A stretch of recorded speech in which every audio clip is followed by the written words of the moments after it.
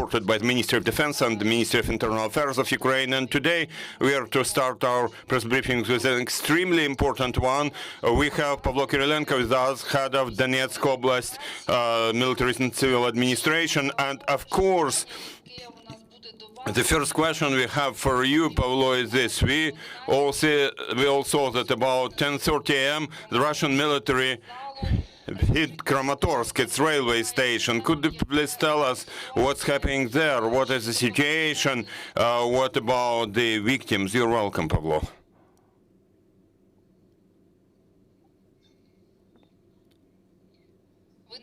Can you hear us? Today? Yeah, I can hear you, yeah. So, today, after cassette rocket, cluster rocket hit at that time, about 10:30 a.m., when people were boarding the trains at the central railway station Kramatorsk, and those were just innocent civilians, and there was a cruise missile from Tochka-U with cluster type ammo, and there have been 39 people who died, and 83 people have been wounded by now. All who needed help have been transported to healthcare facilities in the oblast, and we also engage our colleagues from neighboring oblasts to do surgeries and to provide the necessary help. The enemy did not even try to disprove this information. Well, they immediately tried to disseminate some fakes, saying that this rocket strike was by the Ukrainian military. That's what they had.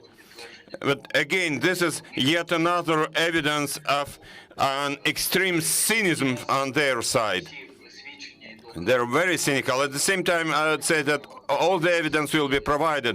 And in some pro-Russian Telegram channels, there were some messages that indeed this rocket strike was by the Russian Federation against a Russian military. That's what they publish in those Telegram channels. So now we are responding to all these things. Most important is to provide everybody with required medical help to save lives of those people. Of course, it is very sad, and you see what the occupiers are doing. That's what I have always been emphasizing, that they will try to create panic, and they will hit the local population, local civilians. They monitor the railway stations. They know where to hit, where to strike. Initially, they used, they would only hit railways as such. That was their tactics. But now they hit not only rail as such, but now they use cluster ammo, which is against people, not against buildings. So that's been targeted at local civilians. Pavlo, could you please tell us what about those people? Do you have sufficient numbers of healthcare professionals in Kramatorsk to provide medical care? Is that process been, has it been well established? Yes, this is a well-established process. It's not only about Kramatorsk. I will not mention all locations where people have been transported, and ambulances bring people, ambulance cars bring people to all those hospitals, and some of those people will be transferred to other oblasts depending on their health condition. Today, we also have our Lviv studio with us. I think they will connect now, and journalists there will also be able to ask their questions. Dear friends in Lviv, please join us if you can. And I'd like to ask you, we understand that during these days there has been active evacuation of people from Kramatorsk. What about this process now? Will it continue? What are your suggestions for local civilian population? Look, I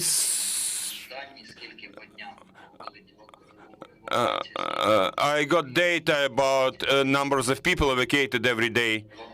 And we started evacuation, and we we insistently advised people to evacuate since the 26th of February. But there is a human factor, people think that they are in a relatively safe, relatively quiet Kramatorsk, and they will not be affected that much and all that. So after such active appeals from us, there has been about 1 week that the numbers of evacuees have increased. They increased twice compared with previous period.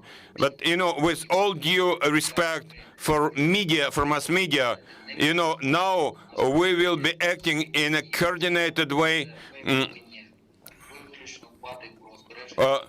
We have to care about people's life and health. We have been working on that process to make it as safe as possible.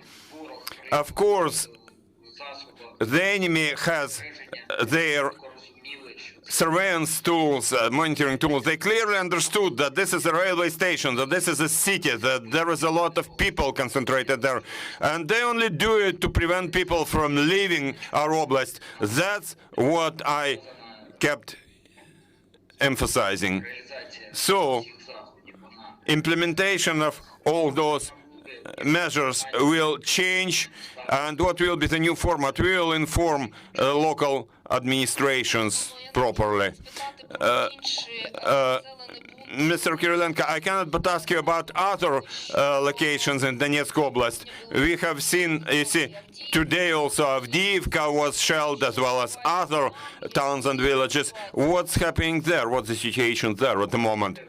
Evacuation is going on from those locations you mentioned: Avdiivka, Loboda, Marinka, Kurakhova, all those locations along the front line. And there is shelling almost around the clock, especially in Avdiivka and Vuhledar. There is permanent shelling, and the enemy has been preparing for mass-scale escalation, mass-scale offensive action. Could you please tell us, we understand that there are always people who don't leave their homes till the very last moment. You mentioned it already. Is it possible now in those locations which are being shelled all the time to bring humanitarian aid there? Do those aid locations work, or it's impossible at the moment? Well, humanitarian aid, starting with foodstuffs to medicines to hygienic items, it's being delivered. Unfortunately, the enemy can see and understand,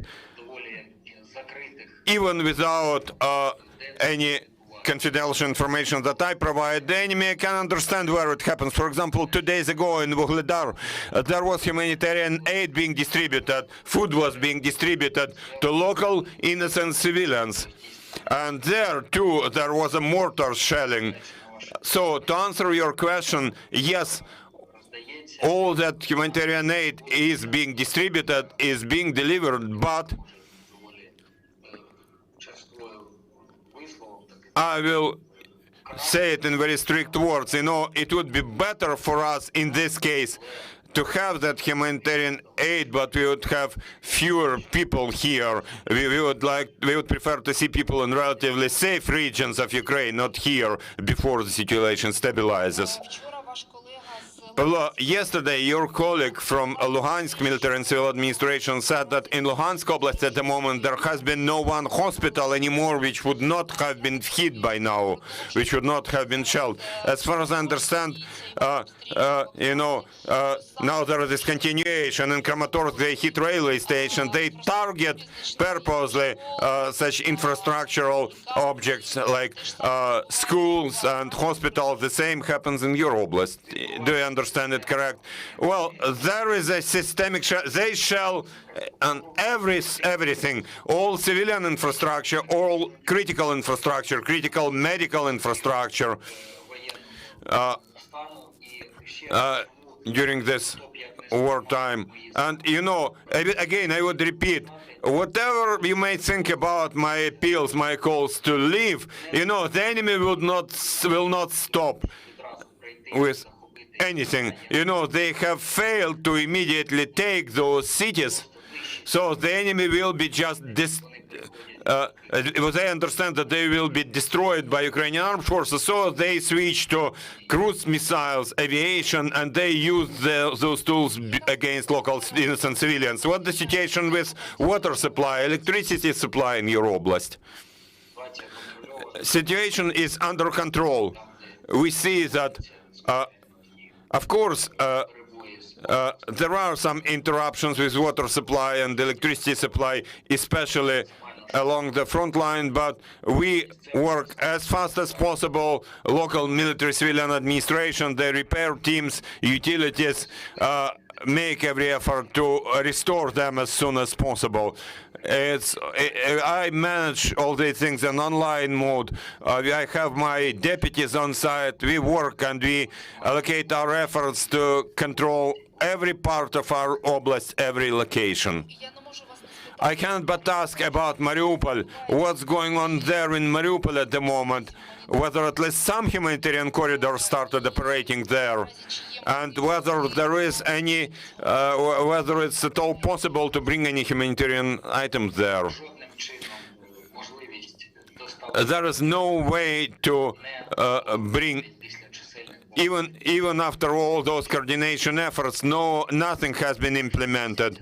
We can state that for more than 1 month there has been so-called green corridor, but it works in one direction. People can leave using their own vehicles. They are taken and brought there, and this route still works, still operates, even though the enemy keeps violating those agreements. But humanitarian cargoes have never been delivered. Those agreements that we have had about the ship to be able to get Turkish Republic of Turkey involved, there is no result about that. Pavlo, recently we see some information whereby it has been very difficult to live even in own cars for people, for local people. Enemies do not let people go to Zaporizhia, to Ukraine-controlled territory, or they only let people to temporarily occupied territories. Do you have any information about that? Is it true? Are those facts confirmed? Indeed, day to day it becomes they make it more difficult. Like only women with children can live, males are not allowed to live. They have to either stay in the city of Mariupol, or they are offered, or not offered, but just forced to leave to those uncontrollable territories or to the territory of Russian Federation. And then there are some cases, and we document all those cases, and law enforcement documents all those cases where people train comes, and then they are immediately mobilized to so-called Donetsk People's Republic. You can imagine people from Ukraine-controlled territories are forced to go and fight against Ukrainian armed forces. We have seen such cases.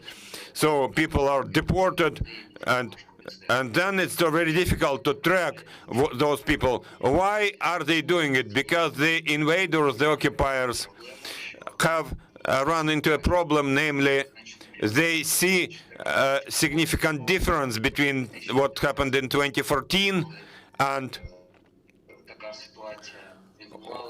when there was that situation. People did not completely understand who is who back then.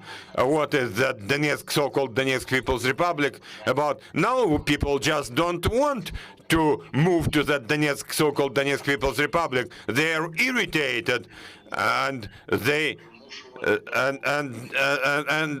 the enemies just the people are forced by the enemy to make fake statements. Journalists, dear journalists, you are welcome to ask your questions. If you have any questions, you are welcome. Please speak into the microphone.